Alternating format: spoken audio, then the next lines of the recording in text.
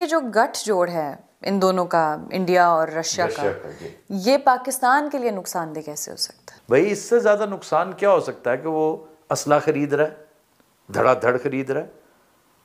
ये S-400 कहाँ से लिया है उसने? दूसरा ये जो SU, ये जो जहाज़ है 57, ये बड़ा बाकमाल जहाज़ है।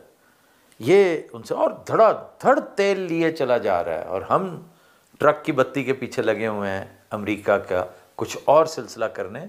जो सबसे ख़तरनाक बात जिसकी तरफ मैं भी ध्यान ना गया हो किसी का अभी तक, जिसका एहसास ही मुझे लगता है किसी को नहीं है, कि हो सकता है अजीत दोल पुतिन को कन्विंस कर ले कि भाई जब ये प्रेशर डालें जंगबंदी के लिए, सीज़ फायर के लिए, तो तुम वीटो कर देना।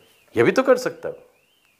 कोई बैद नहीं, कोई बैद नहीं कि ये कहें कि जनाब ये जो जंग हो रही है, क्योंकि देखिए टेररिज्म को बुनियाद बना के उन्होंने जंग की पूरी एडिफिस कायम की है, पूरी इमारत।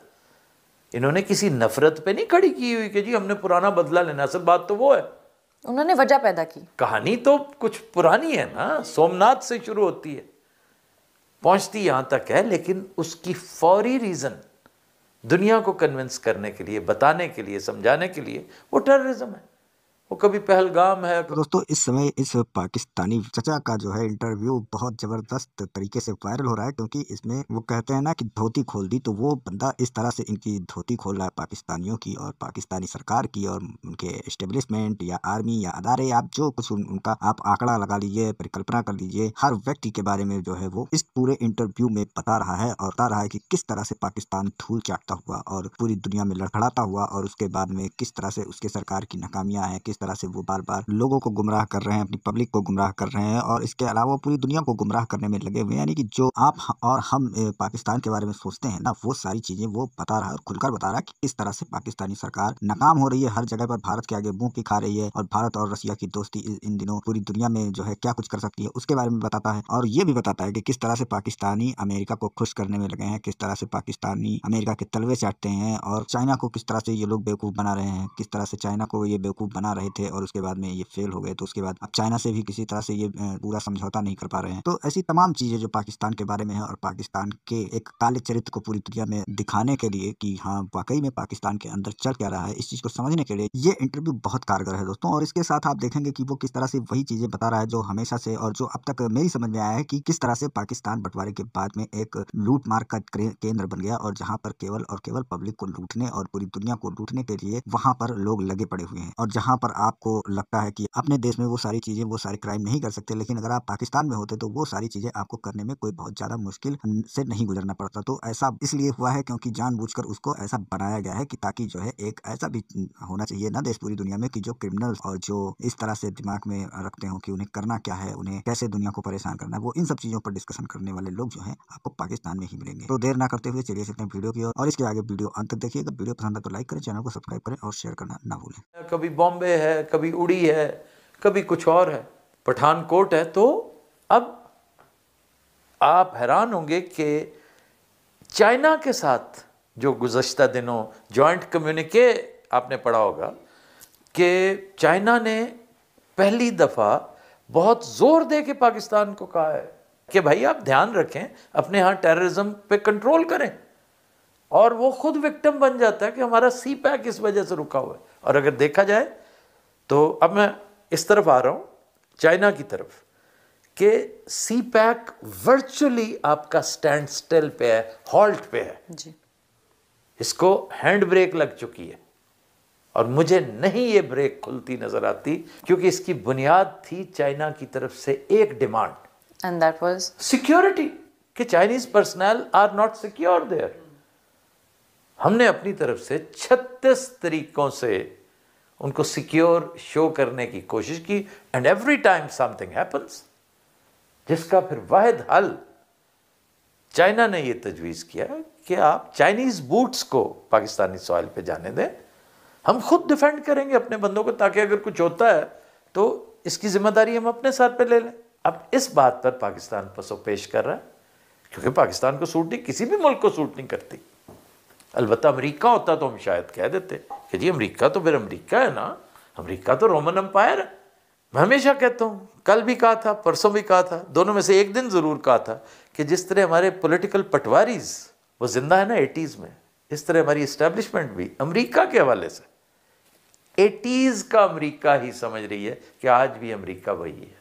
चाइनीज़ को इन्होंने इनकार किया हुआ है और चाइनीज़ इस पर सख्त सीख पाए। रही सही कसर आपके उस फ्री लंच ने कर ली, जिसे आप फ्री लंच समझते हैं, फ्री लंच कुछ नहीं होता।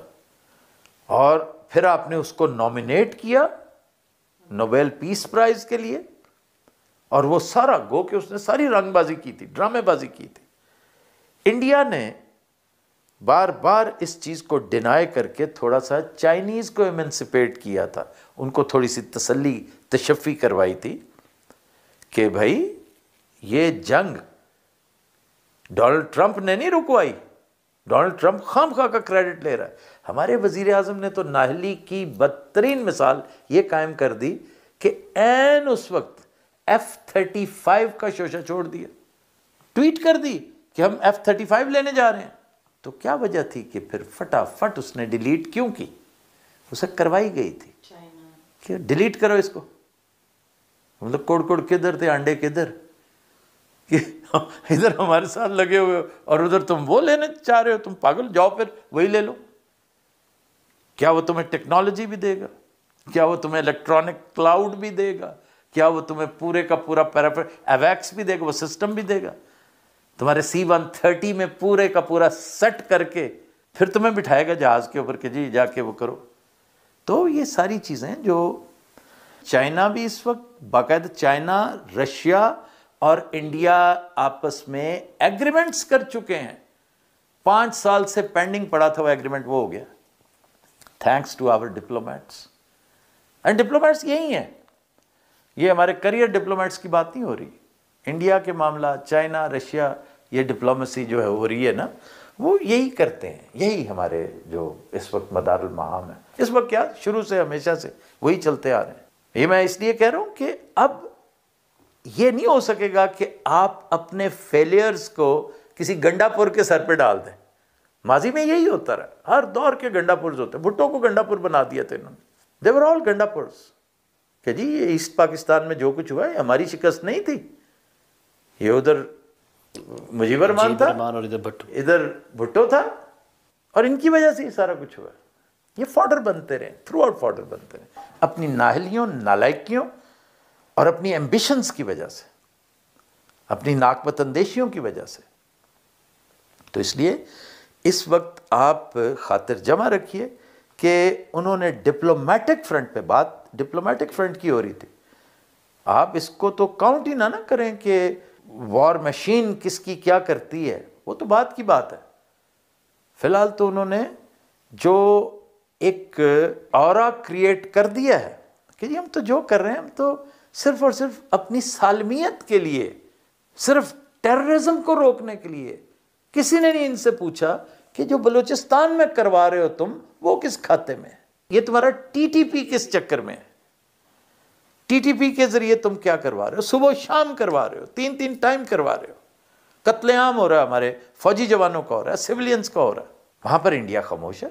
पुतिन को पूछना चाहिए था अजीत डोल से, या चाइनीज को पूछना चाहिए। चाइनीज फॉरेन मिनिस्टर आ रहा है करीब, शायद वो फिर से यही सिक्योरिटी की बात करे। अच्छा, इससे पहले एक और अहम बात जिस पे चाइनीज नाराजी जो है ना, हमारे यहाँ मीडिया में तो ये चीजें आती हैं ही नहीं, क्योंकि पता ही नहीं होता लोगों को।